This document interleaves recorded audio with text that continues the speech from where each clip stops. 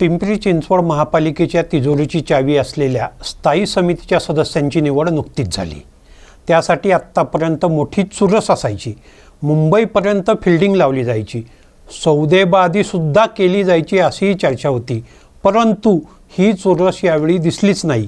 ती का नाही आणि या वेळच्या या निवडीची वेगळी दुसरी चर्चा काय झाली ते जाणून घेऊयात। नमस्कार, मी उत्तम कुटे आणि तुम्ही पाहतात आपला आवाज।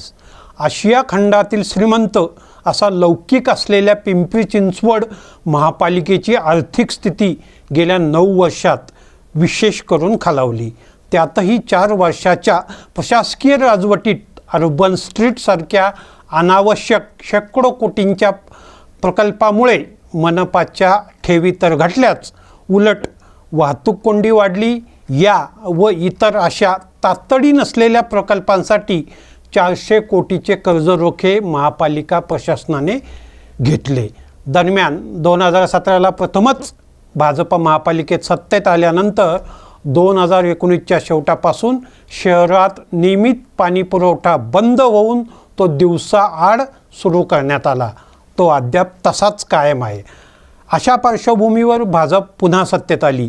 नुकतीच स्थायी समिती सदस्यांची निवड झाली, परंतु यावेळी तेथे जाण्यासाठी पूर्वी दिसायची तेवढी चुरस आणि मुंबईपर्यंत लावली जाणारी फिल्डिंग दिसली नाही।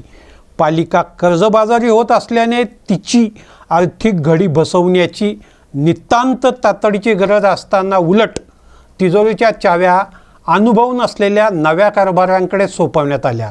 परिणामी महापालिकेची बिघडलेली आर्थिक घडी पुन्हा बसणार की ती आणखी बिघडून कर्ज वाढणार अशी आता भीती निर्माण झाली आहे।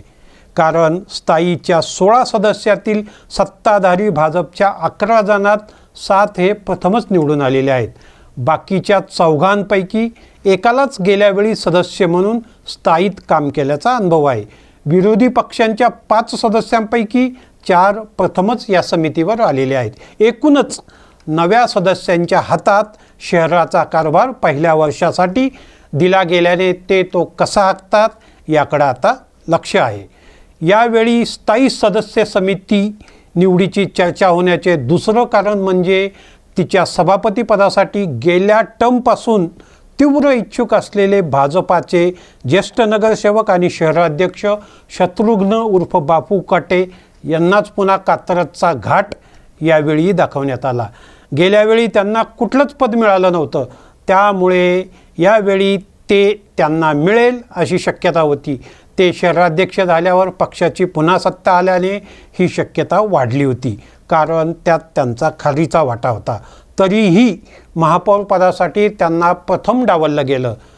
ते यावेळी खुल्लं असल्याने तेथे संधी मिळेल अशी त्यांना आशा होती, पण ती फोल ठरली। कारण 6 तारखेच्या महापौर पदाच्या निवडणुकीत त्यांच्या चिंचवडऐवजी हे पद भोसरी विधानसभा मतदारसंघाकडे गेलं। बिनविरोध नगरसेवक म्हणून निवडून आलेले रवी लांडगे हे बिनविरोध महापौर झाले। त्यामुळे आता स्थायीचा सभापती चिंचवडचा होणार हे स्पष्ट झालं। त्यातून नगरसेवक म्हणून विजयाची हॅट्रिक केलेल्या काटेंना ही संधी दिली जाऊन भरपाई केली जाईल असं वाटलं होतं, पण तेही झालं नाही। कारण भाजपच्या 11 स्थायी सदस्यांच्या यादीत त्यांचं नावच आलं नाही। त्यातून त्यांची महापौर पदानंतर स्थायी समिती सभापती होण्याची संधी हुकली। त्यामागे स्थानिक नेतृत्व असल्याचं समजलं। त्यांच्या मागे पूर्वी उभं न राहता त्यांना विरोध केल्याचा फटका पालिकेतील मोठ्या पदापासून काटेंना दूर ठेवण्यात झाल्याची चर्चा ऐकू आली। त्यांच्या या मार्गात या स्थानिक नेतृत्वानेच काटे पसरल्याची कुजबूज झाली।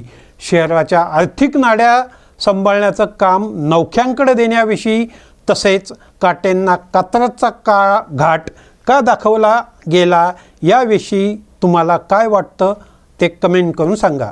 अशाच विषयावर पुन्हा भेटू। तोपर्यंत पाहत राहा आपला आवाज, हाक तुमची, साथ आमची।